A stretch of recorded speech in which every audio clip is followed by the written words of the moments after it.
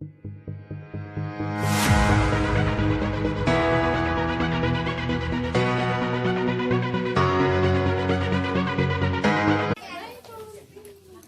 अस्सलाम वालेकुम। बिस्मिल्लाहिर्रहमानिर्रहीम। अल्हम्दुलिल्लाहि रब्बिल आलमीन। मौजूद जनाब सदर मुदर्रिस साहब, अतिज़ा करम, मेहमान हुजूरी और जनाब दीनाना और मेरे प्यारे साथियों, अस्सलाम वालेकुम। मैं आपके सामने हज़रत मोहम्मद सल्लल्लाहु के मुताल्लिक़ तक़रीर करना चाहती हूँ।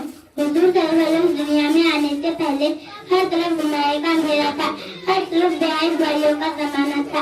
आप सल्लल्लाहु की वजह से ही हमको इस्लाम जैसी नेमत मिली और जन्नत का रास्ता मालूम हुआ।